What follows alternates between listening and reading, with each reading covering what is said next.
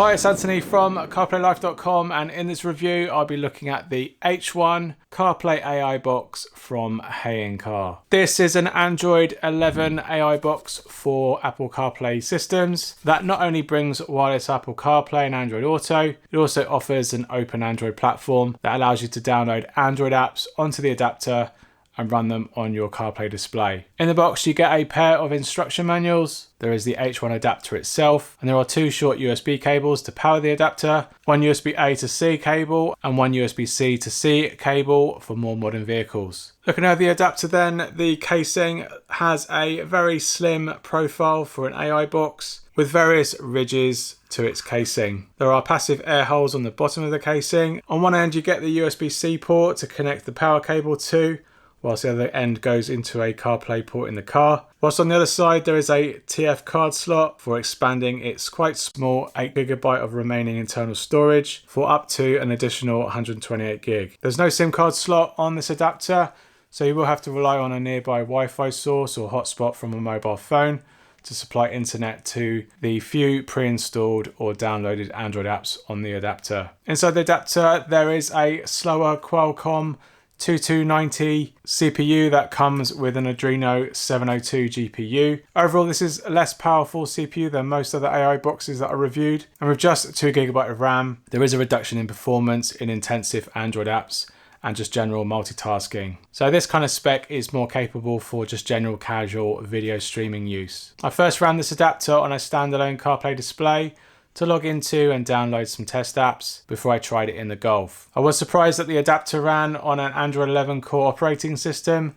However, the adapter did include any of the usual suite of Google and third-party apps that you come to expect on most other AI box adapters. The Google Play Store showed many common apps weren't available for this device, which I found quite frustrating. Apps like Google Maps and Google Chrome and Spotify, to name just a few, had to all be downloaded from an APK mirror site. Once installed though, they each ran okay, but any future updates on these specific side-loaded apps would need to be managed manually going forward. The pre-installed apps, including Netflix and YouTube, ran okay too on the CarPlay display, with no noticeable delay in the audio. However, on my stock VW system, there was a slight audio delay. Getting to the content you want, however, was a little frustrating due to the slower CPU making keyboard entry and content updates that were shown on screen a little bit slow and clunky along the process. With 2GB of RAM and slower than most CPU, general use, multitasking and navigation on this adapter can be a long process while using its relatively simple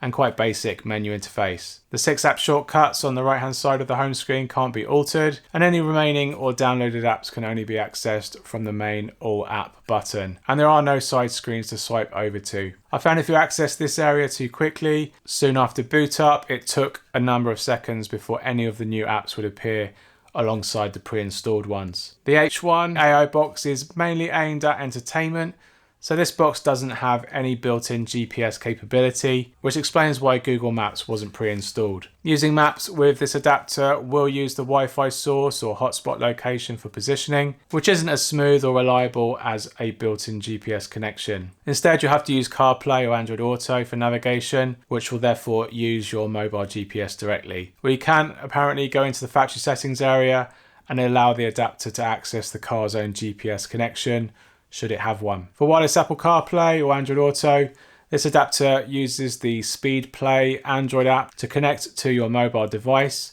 through its software app. SpeedPlay is one of the more basic Android apps of this type, with limited setting options to customize the overall experience. Bluetooth connection into CarPlay took just under 17 seconds, whilst on Android Auto, connection took 13.25 seconds. One advantage of this adapter that I liked is that I didn't need to manually switch between Wi-Fi and hotspot modes to use CarPlay and Android Auto after browsing videos in YouTube, for example.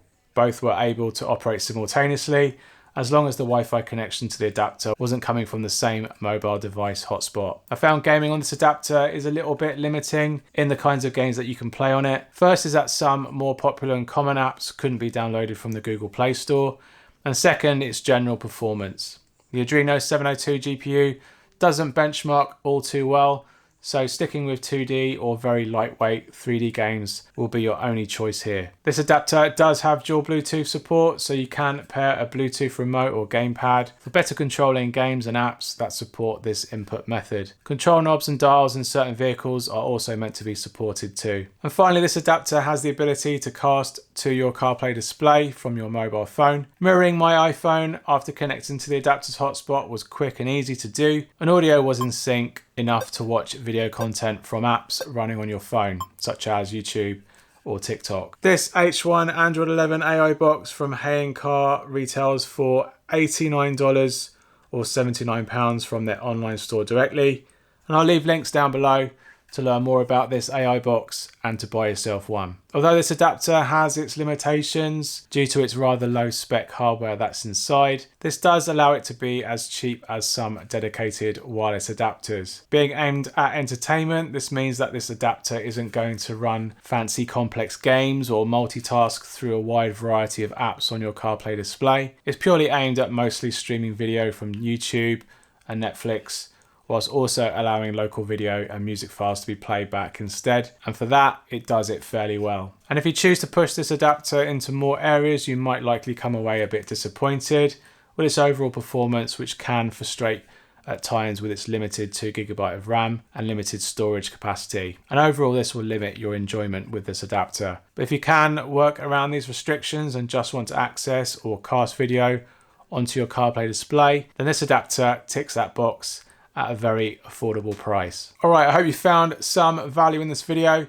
If you have, hit that like button down below, and comments are always welcome if you have any questions about this H1 AI box from Heyincar. Thanks for watching, and I'll see you on the next one. Cheers, bye.